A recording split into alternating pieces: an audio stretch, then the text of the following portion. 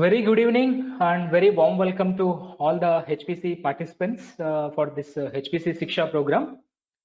I am Dr. G. Ramakrishna, Assistant Professor from Computer Science Department at IIT Tirupati. So I am very much excited to be here to be part of this lecture series. And of course, I'm expecting that all of you must be having gone through very similar exciting journey in this course on introduction to parallel computing. So very few minimal instructions in the beginning. First of all, I am very much thankful to the person from whom I have got a lot of learnings on GPU computing. And my area of research is algorithms, data structures, and GPU computing. And I have picked up this stuff from Dr. Rupesh from IIT Madras, for whom from bottom of my heart I am very much thankful. And coming to very small logistics about the way we run these 4 sessions, including the today's session, I'm going to offer the 4 lectures on GPU computing. Particularly when you consider there are some kind of logical units, I would say logical modules on each day. Whenever some topic gets over, I will ask Chirayu, who is teaching assistant for this course. He is going to ask questions on behalf of you. And I'm going to answer accordingly during the presentation. And if there are some questions left out, we will try to answer them at the end of the session. Even if something or some questions are not clear and so on, we'll come back and post all the necessary material for all of your questions and resolve as much as we can. Okay, let's start deep dive into the technical part.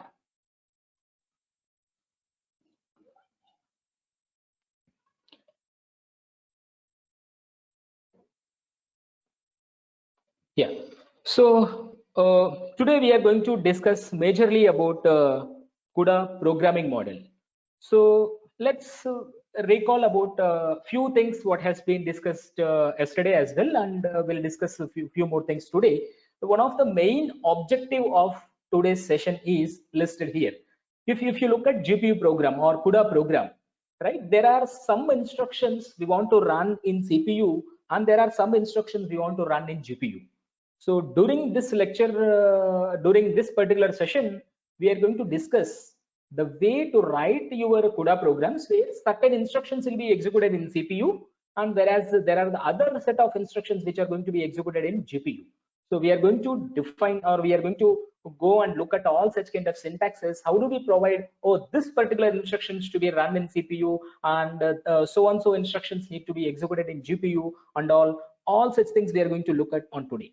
Further, we are going to look at how many GPU threads we want to create. Typically, if you look at multi-core systems, people typically work on say four threads or 8 threads or something like 128 cores and so on.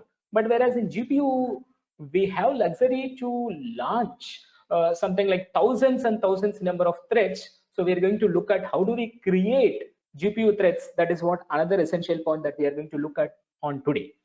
Once we create these as many number of threads as we want, then the other one of the major task is we as a programmer has the responsibility to assign the task. So I'm going to create something like first thread, second thread, third thread, and so on. Now we have to tell that, oh, first thread should go and execute these instructions, second thread should go and execute these instructions, and so on. So we have to provide that mapping between threads and tasks.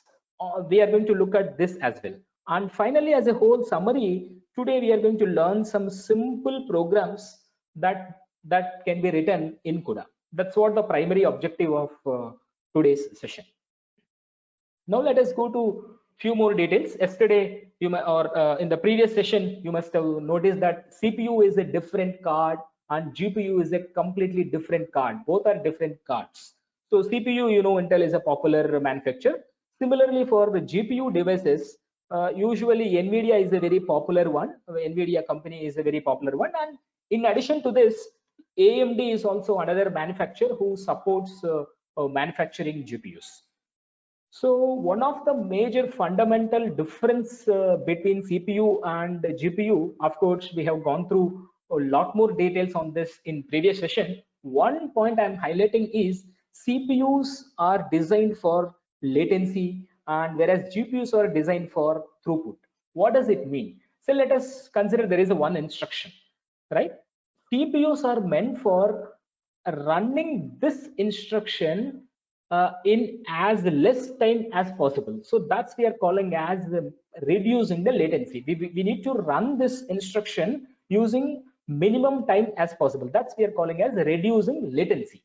Whereas you look at GPUs, in GPUs, if you look at one CPU thread and one GPU thread, one GPU thread may take more time for executing one single instruction. So, but still GPU has the power of running many more threads and massive parallelism is there. So, which means more number of these threads, as many threads as possible, we would like to process as much as data as items as possible. That's what we are calling as throughput, and we need to increase the throughput. That is how GPUs have been designed. So always there is a trade-off between CPUs and GPUs. So usually if you look at some kind of programs which are running very well in CPU may not run very well in GPU and vice versa.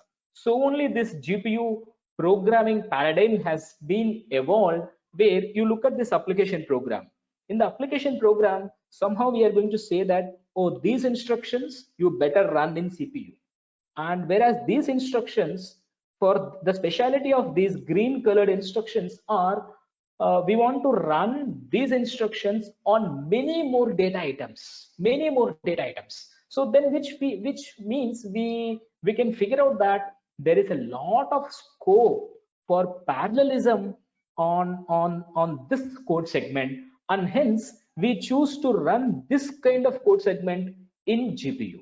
And again, if you look at, there is another code segment where if you don't see a lot of parallelism, then better to run such code in CPU, right? So this is what the major programming paradigm in if you want to use GPUs, where certain code we run in CPUs and certain code we run in GPUs.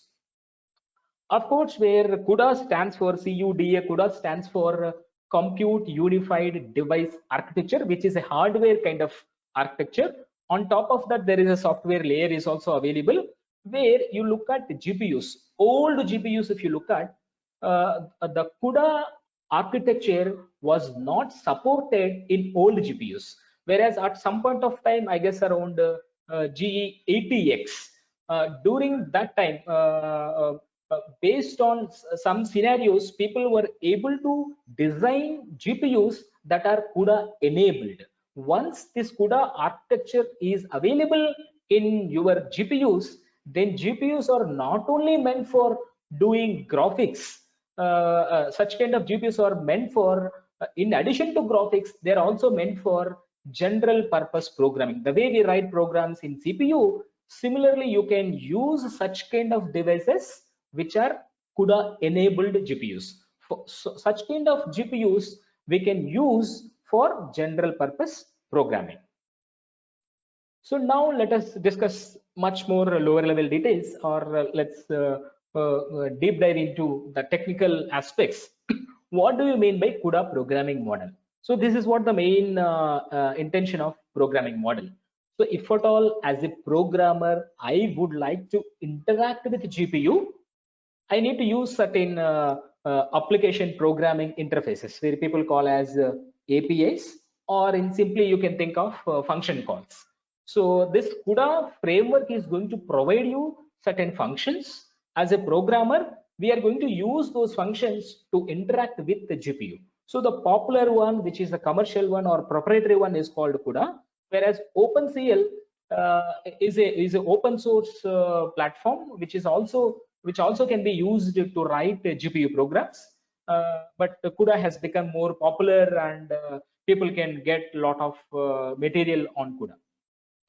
So in this programming model, these are the main things, where thread hierarchy, kernels, memory hierarchy, and barrier synchronization. If you're able to understand all these 4 concepts, we'll slowly go to each of these topics one by one. If you understand all these 4 topics, then we should be able to write on top of C++ or C, we should be able to write CUDA programs. We are going to add a few more keywords, few more functions, and so on. Using this, we should be able to interact with the GPU and say that, oh, these instructions you can better run on GPU. Yeah. So this is one of the essential point here. Since GPU supports a lot of threads, you think of thousands and thousands of threads. All these threads, if they are not going to interact, if they are not going to coordinate, it becomes very messy, right? So in order to provide some kind of coordination, a hierarchy is required. Hierarchy in a sense, there are a lot of threads, and collection of threads we are calling as blocks. One block consisting of few threads. Similarly, you can think of a grid is again a collection of blocks. That's what is shown in this diagram. In this picture, you can see that there are 1, 2, 3, 4, 5, 6, 7, 8, 9, 10, 11, 12. All these 12 threads is a collection of these 12 threads we are calling as one block. And here again you can see 1, 2, 3, 4, 5, 6. These 6 blocks together we are calling as a grid. It is the programmer's responsibility to create as many threads as possible, as many blocks as possible during when we are writing our program. And further, depends on the kind of application program that we are talking about, we can create threads in 1 dimension or 2 dimension or 3 dimension. Typically we look at 1 or 2 dimensions. 3 dimensions also people look at who work on tensors and so on. You can notice that in this picture, how many threads are available in X direction? So this is your X direction and this is your Y direction. In X direction we have 1, 2, 3, 4. 4 threads are there in X direction and 3 threads are there in Y direction. So which means within a block, threads are organized in 2-dimensional fashion. Similarly, you can look at the grid. Within grid also, all these blocks are arranged in 2-dimensional fashion rather than 1 dimension. So suppose if these 3 blocks, instead of putting here, maybe I'll move all of them and keep it here. Then you can think of all the blocks are arranged in 1-dimensional fashion. So we look at few programs and see when we are going to use what and so on. Now let me go to software abstraction. In a sense where you look at GPU. Inside a GPU, this we are calling as one GPU unit or one GPU device. Within one GPU device, there are a lot of streaming multiprocessors are there. So one I'm showing here. And within one streaming multiprocessor, again, there are a lot of cores available and one core is shown here. As this course is concerned, we are going to work on more from CUDA computing perspective rather than from GPU architecture perspective. So here, this side of the slide is more about hardware, and this side is more about software, right? So when as a programmer is concerned, we don't look at more from hardware perspective. Rather, the programmer is more worrying about the software perspective. So whenever we create one thread, whatever the instructions the thread is going to be executed is the responsibility of that is taken care by particular core. So usually there is a mapping from thread means all these threads, whatever the threads we are giving, all these threads will be executed by a core. Similarly, if there are a lot of threads within a thread block, this thread block together will be handled by one streaming processor, and internally this streaming processor will be having a lot of cores. Similarly, we have a lot of blocks, which means we have a lot of blocks in a single grid, and all of them will be taken care by GPU. So why we are discussing about this slide, one of the main essential thing is when we are writing programs, unless we are not worrying about too much performance, we are not going to discuss about the hardware details. We mainly discuss about threads. How do we create threads? How do we create blocks? and how do we create a grid consisting of multiple blocks and so on. That is what we are going to discuss on today's session. Now let's go to much more technical details. As of now, we have gone through the little more overview about what is block, what is thread, and what is grid, and so on. Now let us go to jump to little more further details. Say in your main program, as a programmer, we would like to create 10 threads. 0th thread, 1st thread, and so on, 9th thread. Total number of threads are 10. We would like to create these many threads in one-dimensional fashion. So now that number we are providing here, this 10 denotes number of threads, this 1 denotes number of blocks. As of now, we are creating 1 block and 10 threads. These two parameters we are going to provide before we call a function call, right? There is a function call called function1, and for this function1 explicitly we have mentioned that there is a called global quantifier. This is going to explicitly tell us that this function definition will be executed by GPU, not CPU. If we remove this, right, if we remove this, then this is a typical function, and typical function definitions will be called by CPU or executed by CPU and called by CPU, whereas there are some functions which needs to be called by CPU and executed by CPU. Such kind of functions for whom we need to provide a quantifier as underscore. There are 2 underscores available here, again global, followed by again here there are 2 underscores available. Such kind of functions in with respect to CUDA is concerned, we call them as kernels. So kernel is also a function, but typically it will be executed by GPU. Now, and these kind of parameters we call as execution kernel configuration parameters. This is what kernel configuration parameters, and this is what the actual function definition of kernel. Now let us discuss what happens when we execute this program. At the end of today's session, we also go and look at how do we execute this program using Google Colab. But let us understand, if at all we execute, what happens, what is the purpose of this program. When we run this program, this function definition, which is nothing but this function definition will be called these many number of times.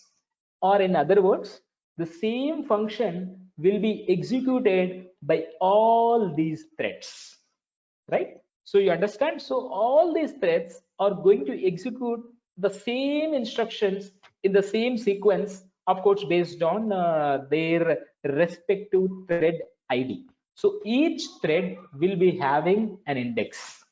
This is most important point. Each thread will be having one index. So that index can be captured here. Thread index dot x. This is a built-in variable. You don't have to worry about this. Global also is a keyword, and thread ID x. So which we call as a thread index. Thread index dot x. We can also use dot y and dot z. As of now, we don't use that. We restrict for dot x. So this is going when all these threads are going to execute the same code. If 0th thread is going to execute this line, then the value of tx will be 0.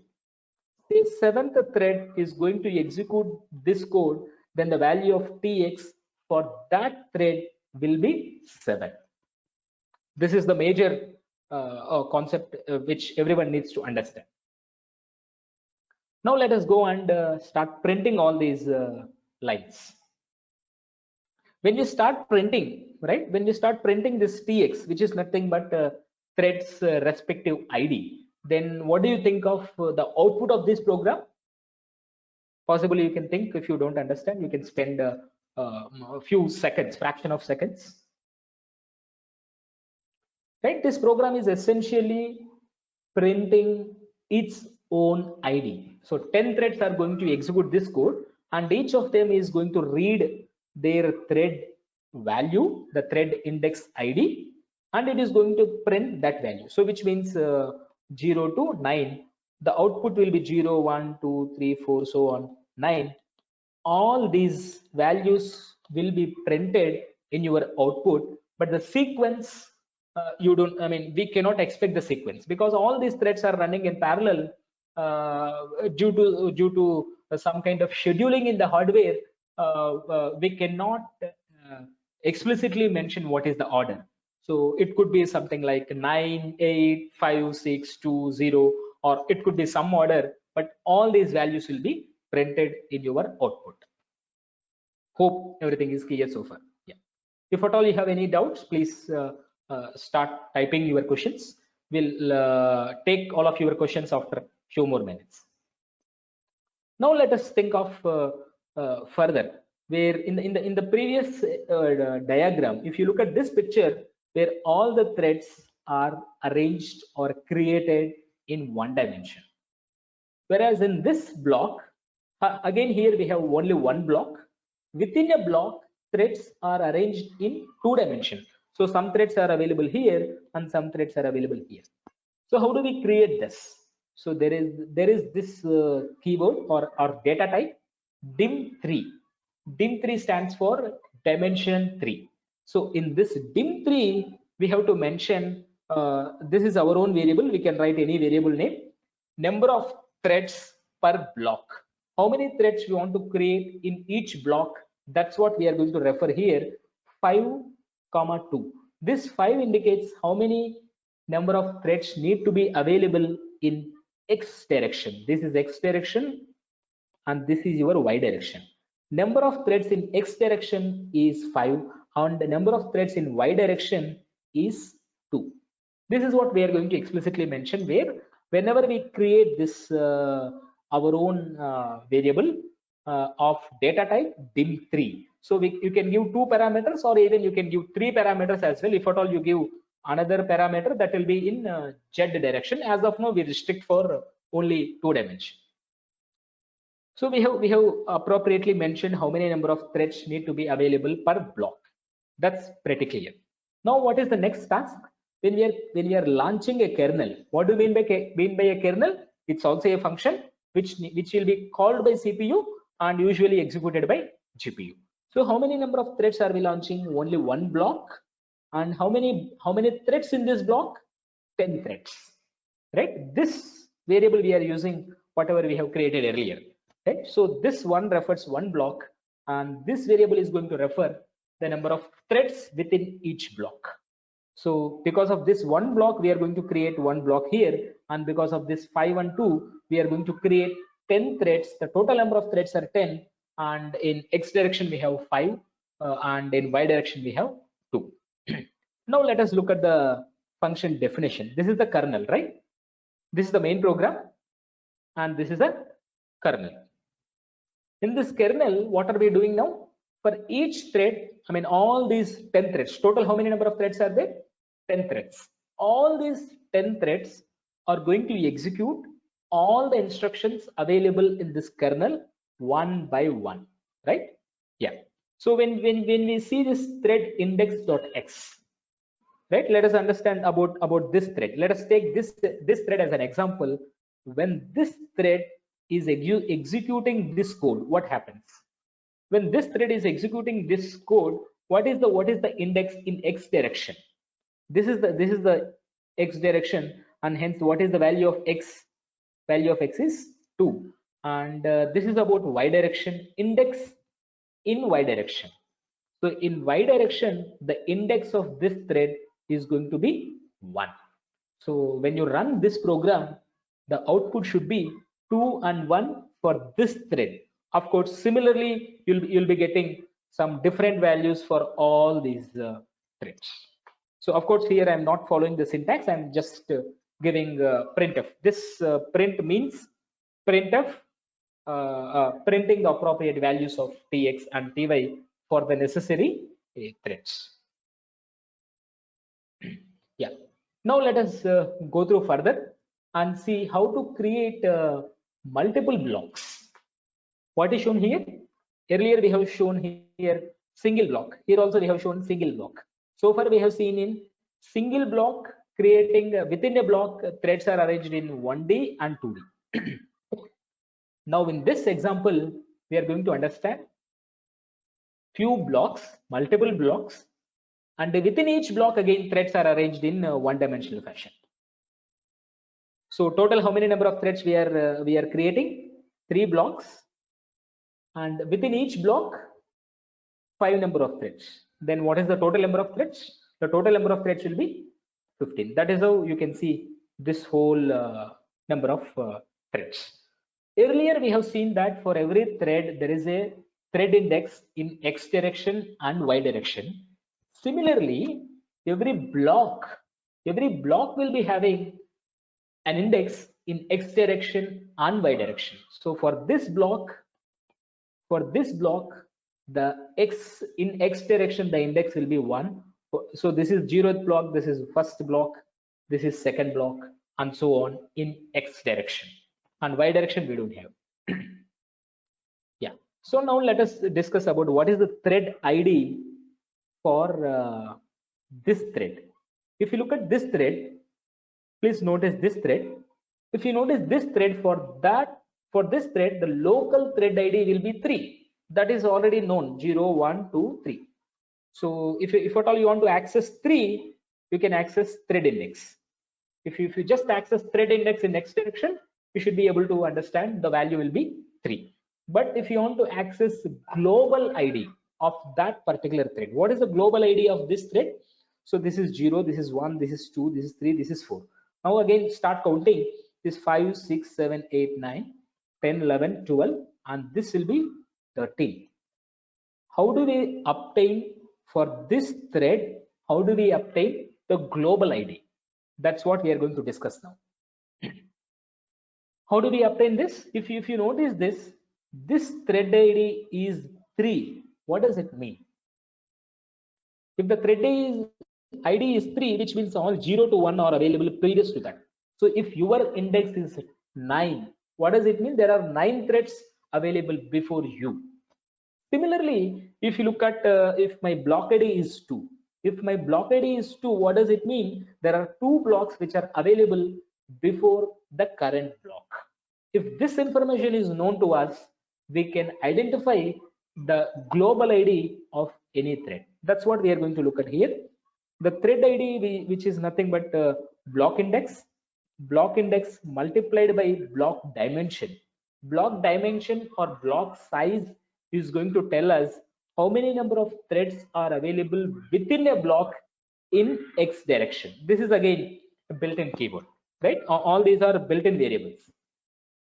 So in this example, how do we obtain 13? That can be obtained based on within those 2 blocks together we have 2 times 5, which is nothing but 10.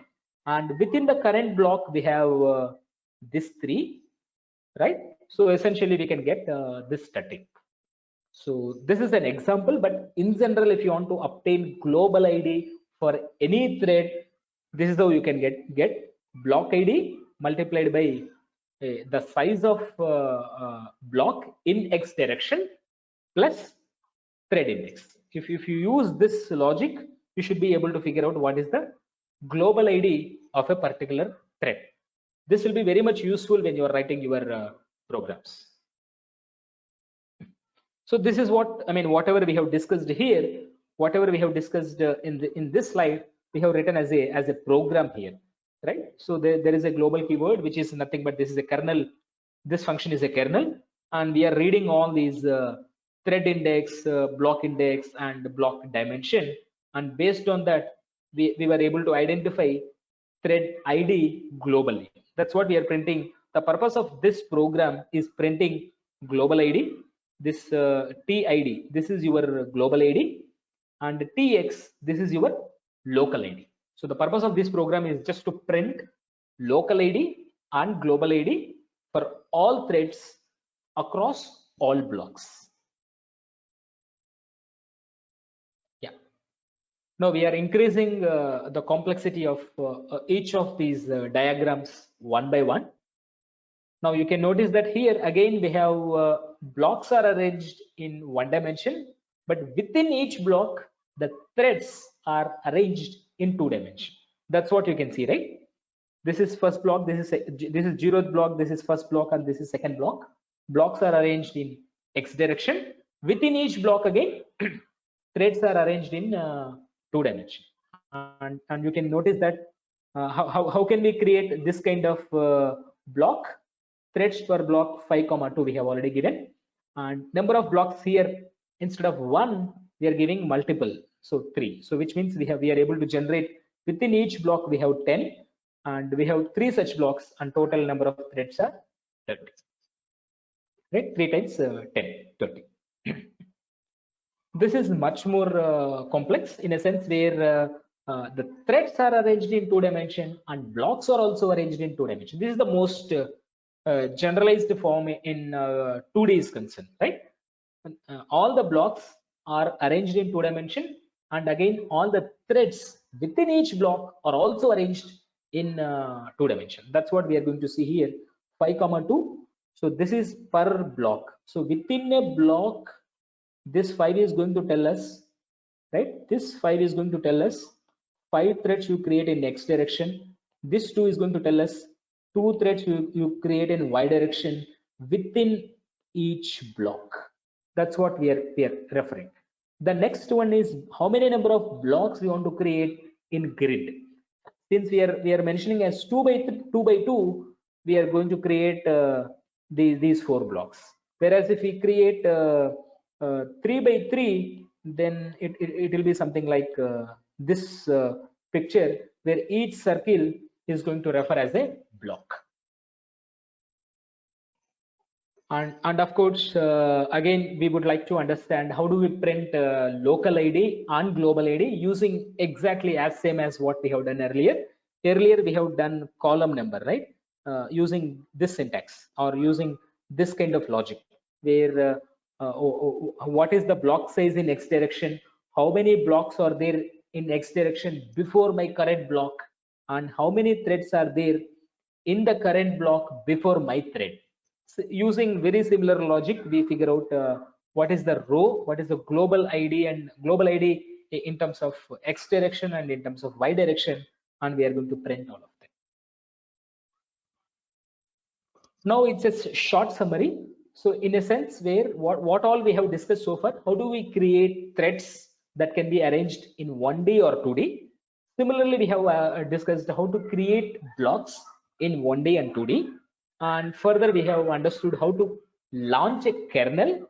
And I mean, this is the kernel, and how to set the kernel configuration parameters. This is what we have seen so far. Yeah. If there are any questions, we'll quickly take for few minutes. Yeah, Shirayu, are there any questions? Yes, sir. There are a few questions. I'll read those out for. Yeah, sure.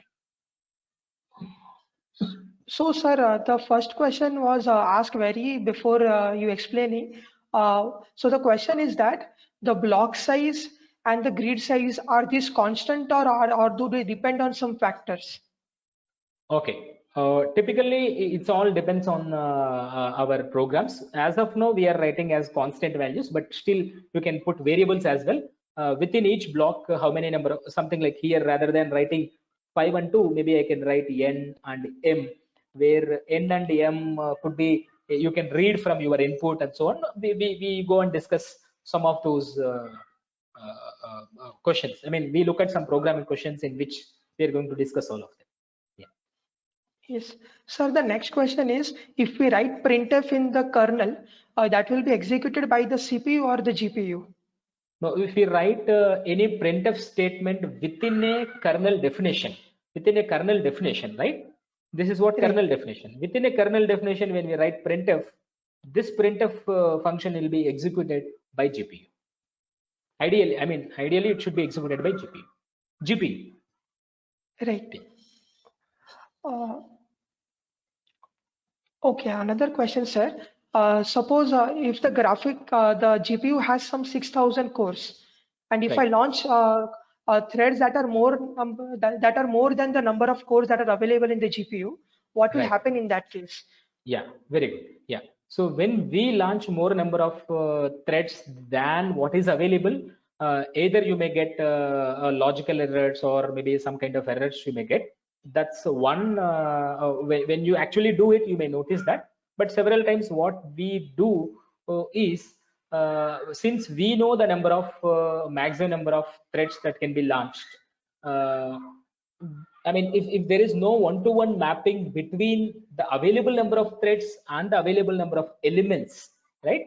Then somehow it is our responsibility as a programmer and say that, oh, this thread has a responsibility to work on this data item, and this data item in some sense, which means it has to go in some serial fashion. Of course, we cannot do in parallel because, I mean, some limited parallelism will be there, but still we say if the number of threads are only 10, but if the number of data elements are 100, right?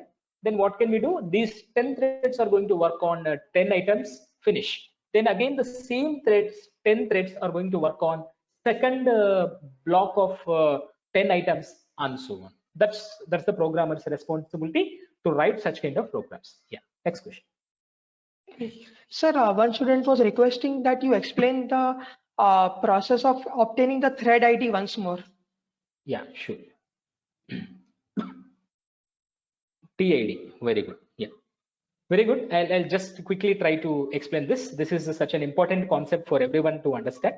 So let us look at this, right? So this is a block ID, right? In this block, what is the block ID? Block ID is 2. What does it mean?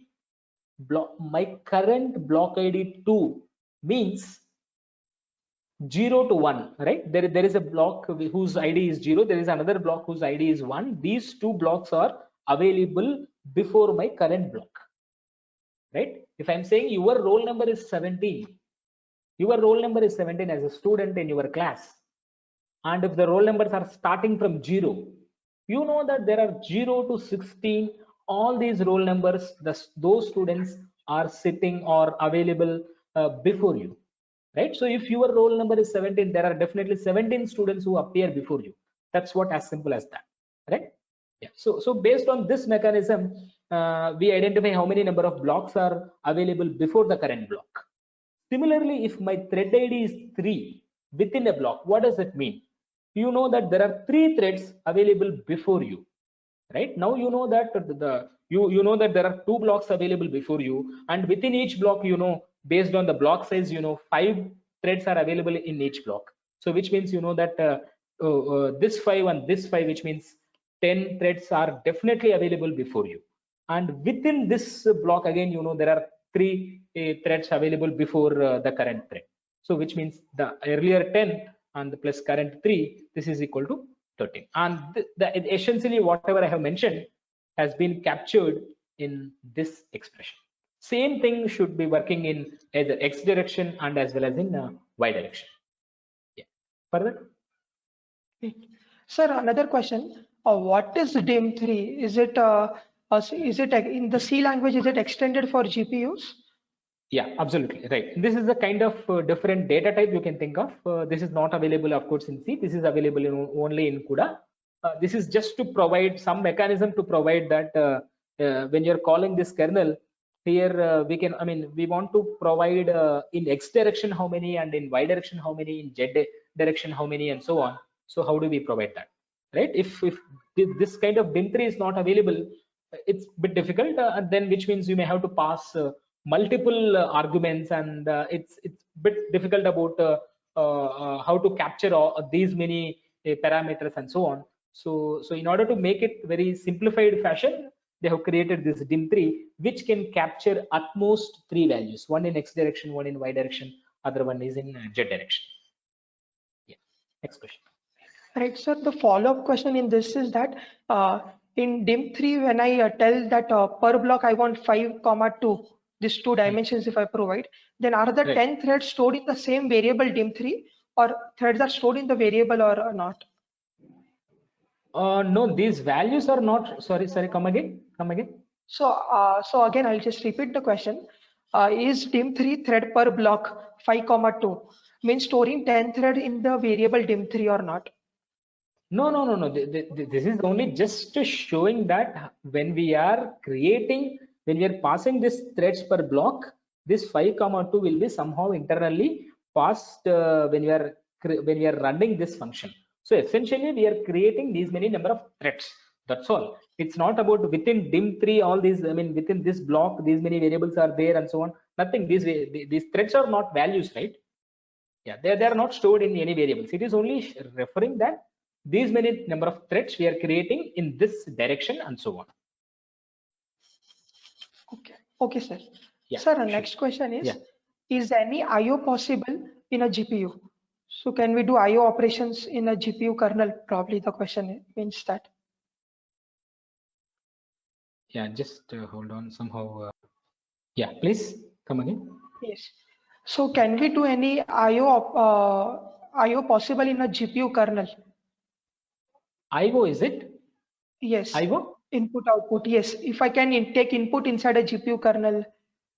Okay, typically it is not advised. So usually we take all kinds of input and output in CPU and then go to GPU, because the GPU is itself is meant for doing computation. So typically it is not advised. And scanf I didn't try any time in GPU. If at all you try, maybe it may show you some kind of errors, or I'm not sure. One can work out, since this is a kind of programming language, I'll show you a few programs how to run, and the rest of the programs on the rest of these kinds of questions, these are very tricky and very good question. You can try by yourself, try putting some scanf statement within a kernel definition and see what happens. Printf definitely it works, but ideally it is only meant for debugging purpose and not for anything else.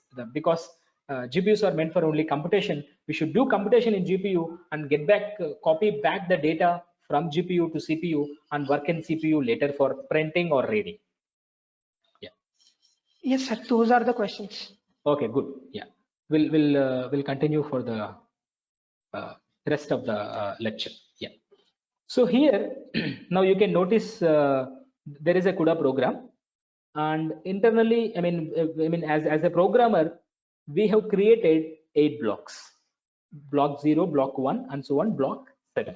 We have created these 8 blocks in my GPU in my CUDA program. Now let us think of, I have one GPU machine which has 2 streaming multiprocessors. Then somehow there is a scheduling mechanism based on GPU architecture and GPU internals. Say block 0 and block 1 are assigned for streaming multiprocessor 1 and 2. After these 2 blocks are executed in these 2 streaming multiprocessors, then it is going to fetch 2 more blocks.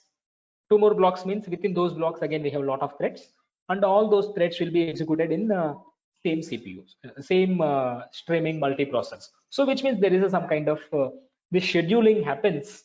Scheduling of all these blocks have been scheduled on these 2 streaming multiprocessors. Now suppose my budget has gone, my budget is increased, and tomorrow I'm going to purchase a new GPU which has 4 streaming multiprocessors. Then without rewriting our earlier CUDA program, we can run the same program on new GPU, and we can improve the running time, we can improve the performance of your program, because now 4 multiprocessors are available. Now when you schedule all these 8 blocks, typically something like 2 blocks will be scheduled in each SM. Now what we are saying is, without rewriting your program, you can just copy that program from this GPU, from old machine to new machine, and run it without changing anything. Because of this, we say that CUDA programming model is highly scalable, right? You simply try to increase the number of streaming multiprocessors, then the performance you can gain. So only this programming model we call as highly scalable. Now there are few more again types of quantifiers. This is what we have seen, right? One of the important quantifier we have seen was global, right? By default, if we do not include any quantifier, by default it is a host. Of course, in all these device, global and host, we have 2 underscores before and 2 underscores after. Now let us look at these 2 headings. One is about where are we calling, where are we executing. Typically you will be more aware of this kind of function. These are nothing but host functions. This host functions is nothing but your typical C or C++ function calls, which is called by CPU and which is executed by CPU. Such kind of functions are of type host. Am I right? When you type, when the quantifier is host, or if you do not write anything, still it is by default it is host. This kind of functions will be called by host and also will be executed by host. There is another one called a device, which we can look at little later, but you can understand that these kind of device functions should be called only by GPU and should be executed again within GPU, whereas the most important and relevant is global, where global, if a function is of type global, right, then such kind of functions will be called by host, which means in your main program, and will be executed by device. So device means GPU and host means CPU. And there is another, there are two more important points where if at all you are using global, you should always use void. What does it mean? What is the implication?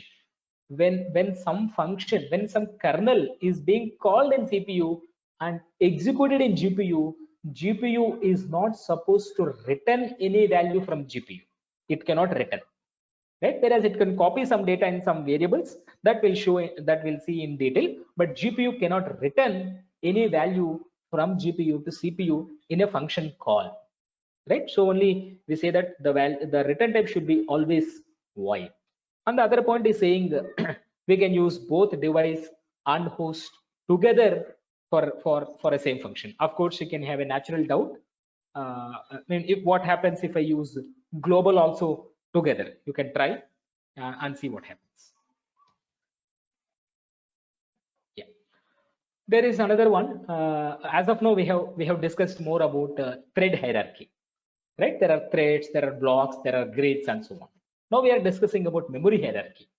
In memory as well, usually, typically, I mean, of course, there are a lot of types of memories in GPU, but we are primarily looking at three kinds of memories.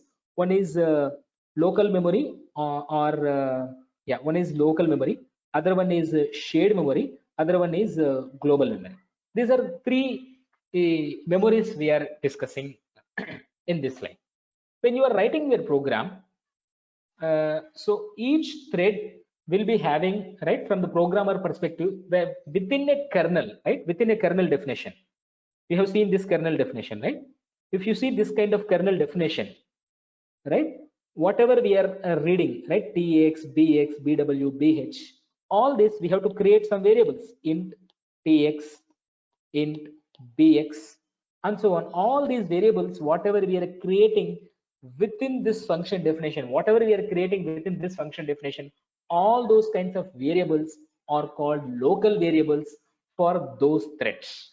So which means one thread can read and write that local variable and it cannot influence any other local variable. Such kind of variables we typically call as local variables. That's what we have seen as local variable. Now there is another concept called device variable. We go and look at how do we create such kind of variables. If we create device variables, then those variables will be stored in global memory. Those kind of variables will be stored in global memory, and when certain variables are stored in global memory, any thread can access any data available in global memory. There is nothing like a restricted version.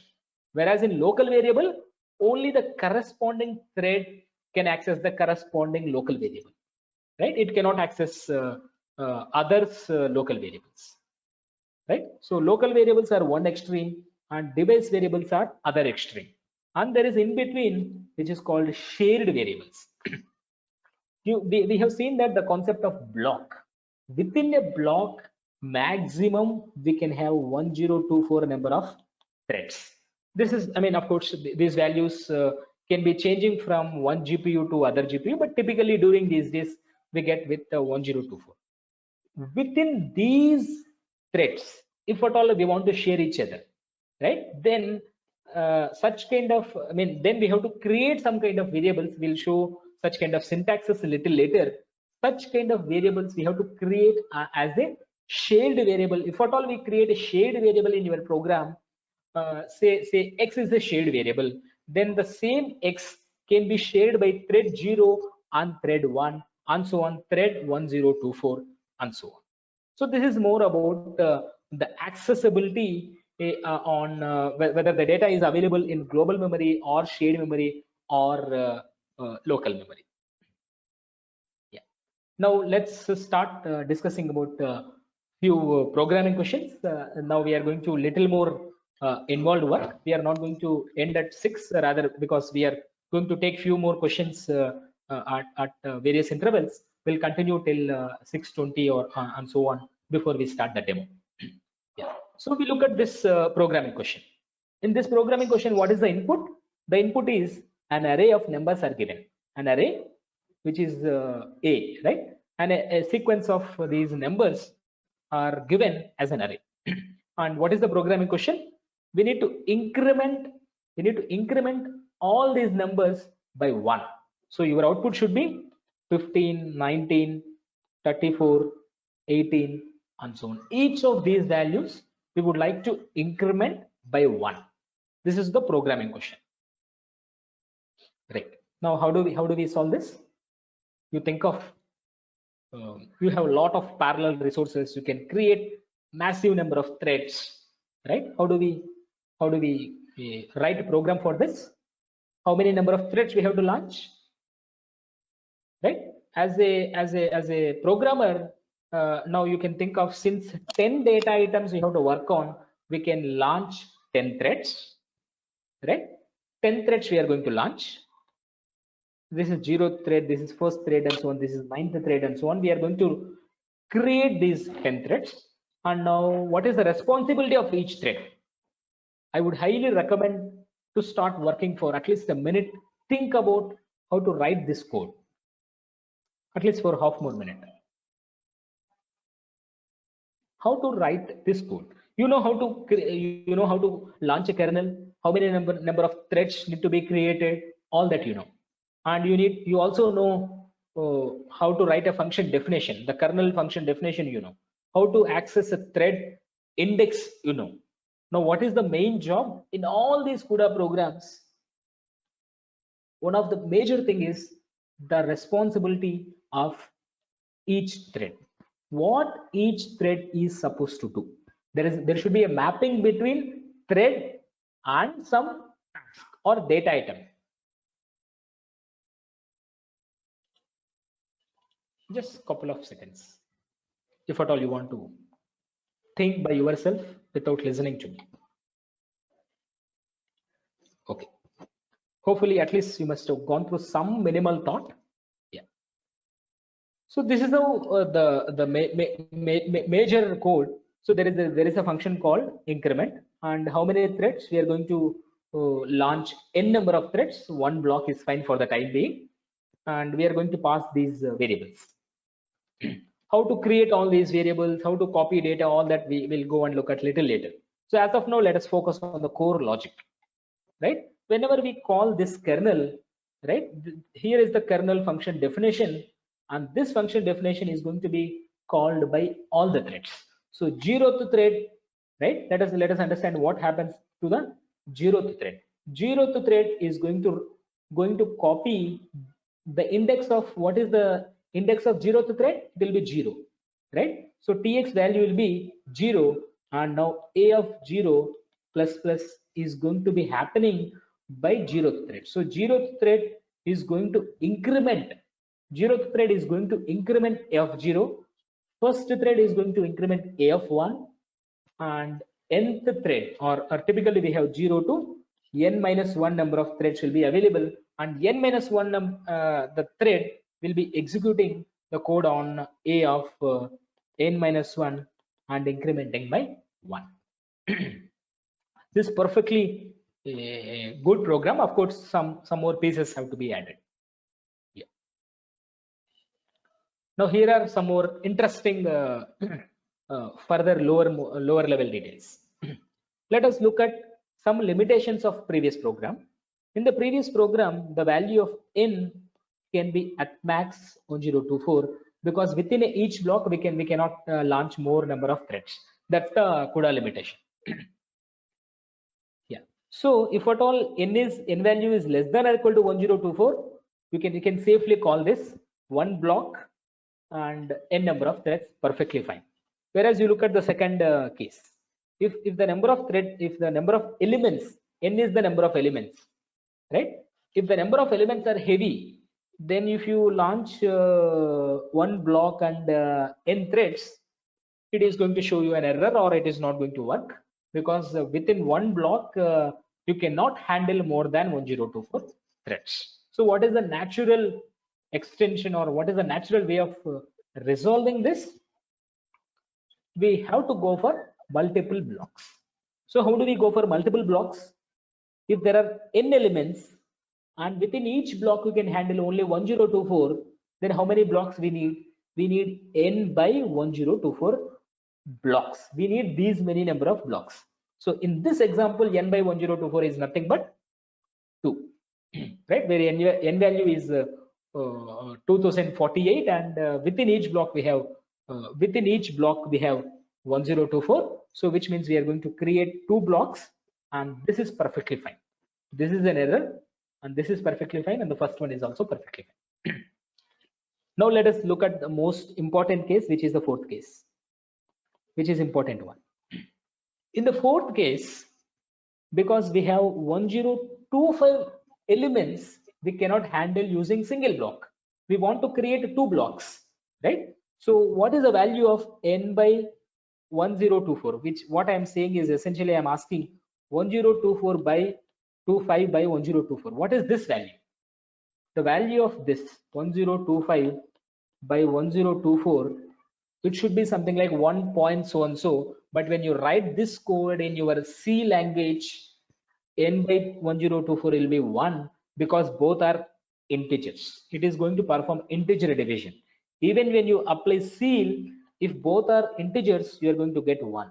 So somehow we have to tell that at least one of them, either n or 1024.0. So somehow we have to tell that one of them is a floating point number. So we can explicitly do typecasting, or we can do 1024.0. When we do this floating, then it is going to perform floating division. Then we'll get 1 point something. Based on that, if you apply ceil function, we are going to get 2 blocks. This is perfectly fine. But here there is one catch. Please listen this carefully. This ceil function can be executed by CPU but not by GPU. So if at all you need this kind of functionality at some place, need not be all the time, but at some place if you need this kind of functionality within a GPU, a ceil function is not going to work. So we have to write explicitly the definition of ceil. That is what we are going to look at here. Where the number of threads within each block we know, that we are calling as block size. What is block size? Number of threads within each block. And number of elements we are calling as n. Right? There typically the number of elements are much greater than the number of elements in number of threads in each block. Then what should we do? Then we have to perform this n by bs, and we have to do this floating point division and apply the ceiling function. Now what we are essentially saying is ceiling of n by bs is equivalent to n plus bs minus 1 by bs. This is the function definition. you can please note down this, and you are encouraged to work out with some few examples and understand that this LHS is equal to right hand side, right? You can work out with few examples, and this is going to be true. And even one can prove also using some formal mathematics. Now once you believe this, right, then rather than always writing only one block and n number of threads, we say that within each block we have bs, which stands for the number of threads within each block. And how many blocks we have to create? These many. N plus bs minus 1 by BS. If at all your BS value is 3, then you have to write n plus 3 minus 1 by 3. Otherwise, you can write n plus 4 minus 1 by 4, where this 4 is nothing but block size. This is as simple as that. Now let us understand few more technical details. If at all there are the number of threads are 10, we want to create 10 threads, and we know the block size is 4. Somehow we fix the block size in any program. Assume that we are fixing the block size as 4. Now, how many number of blocks we have to create in order to launch 10 threads? 2 blocks will not be suffice. If we create 2 blocks, within each block we have only 4 threads. So if at all we create 2 blocks, then we'll be ending up with only 8 threads. But our goal is to create at least 10. 10 definitely we have to create, right? We cannot say, I mean, of course, in CUDA, we cannot say that, oh, this block will be of this size, this block will be of this size, and so on. All blocks, whatever we are creating as of now for the single kernel, we want to create uniform blocks. So within each block, we have 4 threads. So ultimately, we have to create 3 blocks, and we are going to get 12 threads. So what I'm saying essentially is the number of threads what we are creating could be more than what we require. This is most important point. Then the other threads, these 2 threads are not going to be useful, and also we should not assign any responsibility for these 2 threads, right? If at all we assign something like, if you are doing bad assignment, right, where is the memory location for this, right? If you do some bad mapping, your memory will be crashed, right? So you have to be very careful when you are providing this mapping between thread and data element. So what should we do for this? That's what we are going to see in the next slide, right? This is what the thread ID, right? This is the earlier mechanism, whatever the number of the block size and the block index and the thread index. So using this expression, you have somehow obtained global ID. Now what should we do? If the global ID is less than n, right? This global ID should be, as per this example is concerned, it should be between 0 to 9, which means that the n value is 10. If the thread ID is less than n, right, which means less than 10. If the thread ID is less than 10, you do the computation. If it is greater than or equal to n, we are not supposed to do anything, which means those threads are just going to be idle, and we are not going to assign any task in this example. You have to be careful about these boundary conditions when you are writing your CUDA programs, because we are dealing with many threads. We have to be very careful about what are we assigning for each thread. If at all we are creating more number of threads than what we require, then we are not supposed to touch those threads. That's what we are doing here. In some programs, I am not going to write explicitly this, but you can assume all this should be there in all the programs. Yeah. Now, so far we have understood about the major functionality about in each CUDA program, which is nothing but the major computation. But other than the computation, there are few more tasks available in each CUDA program. This is the major structure of each CUDA program. First of all, you have to do some memory allocation in host and device, which means in CPU and in GPU, we have to create memory using dynamic memory allocation. Of course, static memory allocation is also there, but people typically go for dynamic memory allocation based on its own advantage. So once you create necessary amount of memory in host and device, then you read the input. We read input, say from some files or some terminal, and read all those values and store in your host variables. Once you have the data available in host, now as a programmer, we have to explicitly copy data from CPU to GPU, from host to device. And this is what the major thing what we have seen. Once the data is available in GPU, now you launch some kernel, which means all those number of threads will be executing the code, and hence you successfully obtain the final result, and your result is there in GPU memory. Now, as I mean, it is again the programmer responsibility to copy data back from GPU to CPU and print in your output from CPU. And the last one is again you do deallocation or freeing the memory whatever you have allocated in both CPU and GPU. This is the typical structure. Now we are going to discuss all of them one by one using the appropriate syntaxes. So CUDA MLOC is an instruction very similar to MLOC. In MLOC, what do we provide? In MLOC, we provide the number of elements and their size. So typically we say that the total number of bytes needs to be allocated. That's what we show in, we provide in MLOC. Similarly, we have CUDA MLOC function.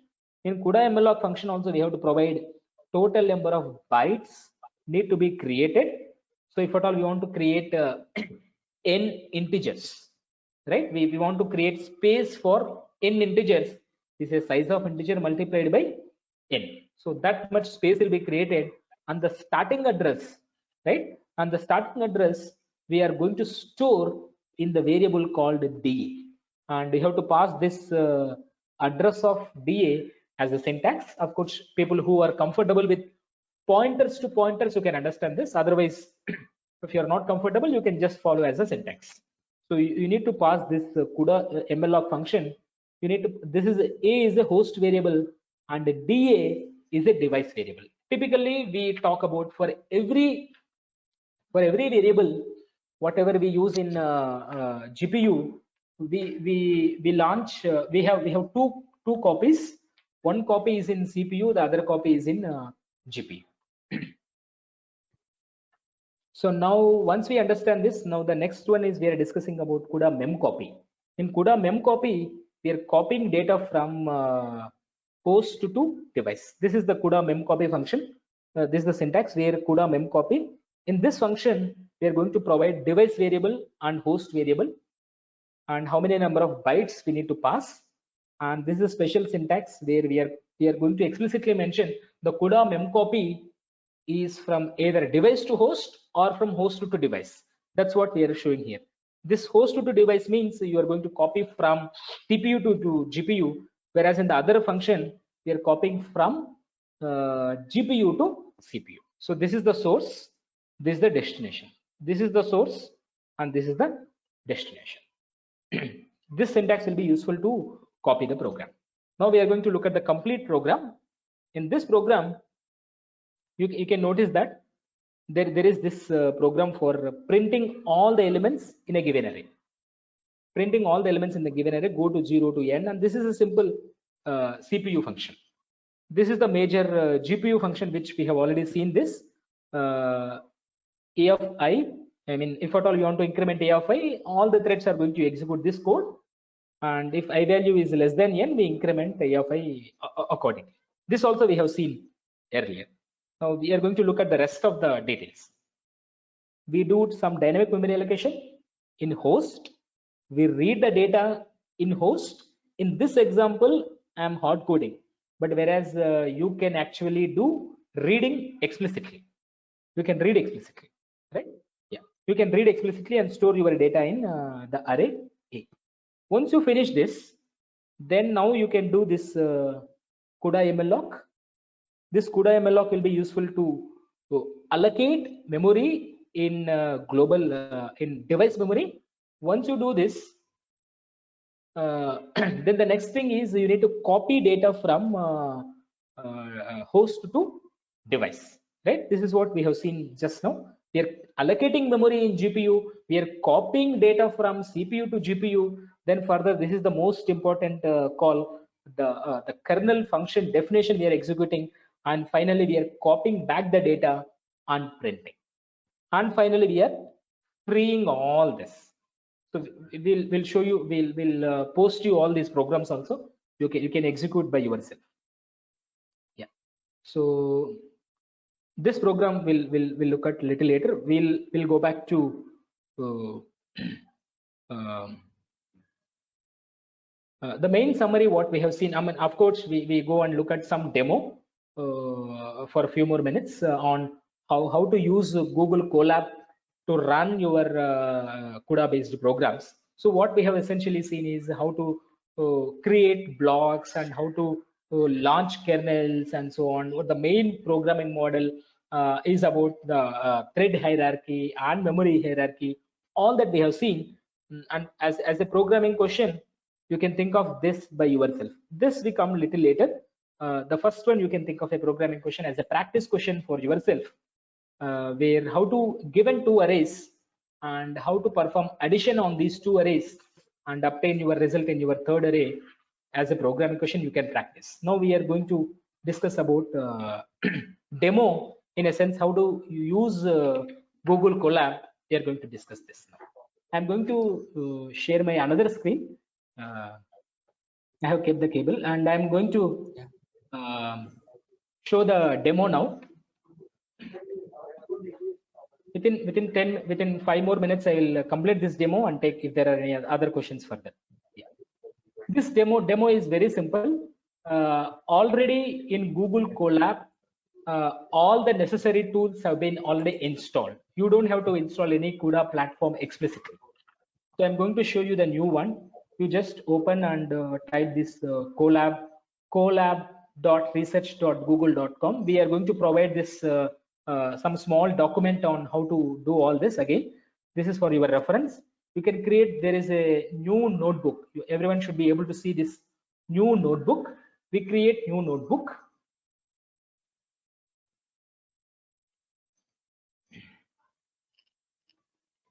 Once you create this new notebook, you can go and rename this with something else, maybe day 1 and so on. Now, important one, this runtime, you need to set as, go to runtime and change runtime to GPU and save. Of course, all these instructions will provide in a help document as well. So once we set this runtime to GPU, now you have to start executing some code. Maybe I'll copy from my earlier notebook, this NVCC version, this command I'm running. This command I'm typing here and running and clicking on this play button. When we click this, it is going to execute this command. NVCC compiler version we are figuring out using the existing Google Colab platform. So now it is running. It is going to show us what is the version. The version is this 10.1. This is the current version available in NVCC.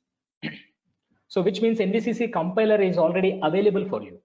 Now we need to use the existing NVCC compiler, but Jupyter kind of this Google Colab is a different platform. So you need to run one more code.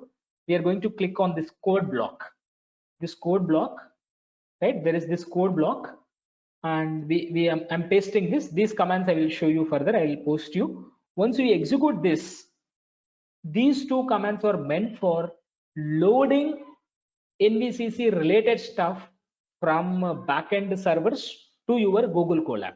Once you do this, now we can start writing your programs. Now I'm going to copy one program, whatever earlier I have typed. I'm going to copy this program and I'm pasting here. Here, one of the important comment, what you need to understand is your first line should be start with this percentage followed by CU. This CU stands for CUDA. So it is going to tell to the Google Colab that this program, whatever we have written, is a CUDA program.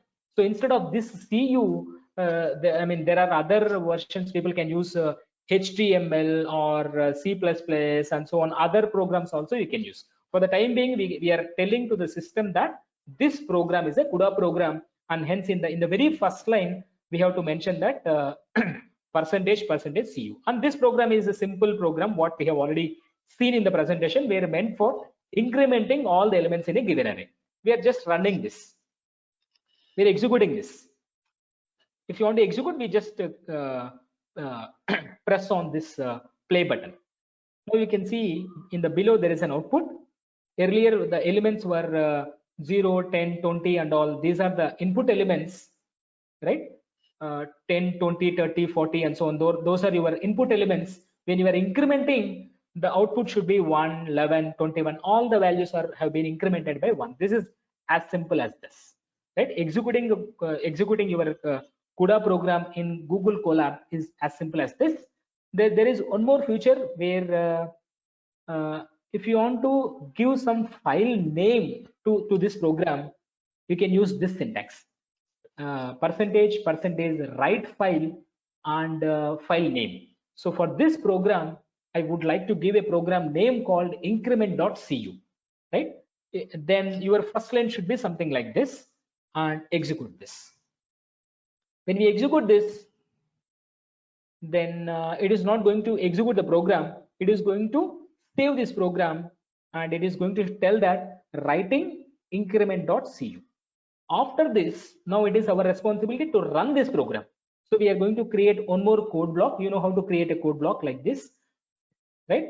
When you click on this code available in the interface, you can create this code block.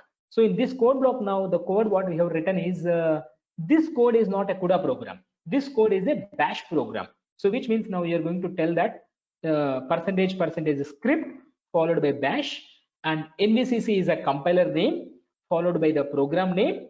And once you do this compiling, now we are doing /a.out for executing the output of the program that you have compiled. So this is another way of compiling your program, but the simplest way could be just write a program and put this appropriate flags in the beginning and do running. That's all. This is as simple as this.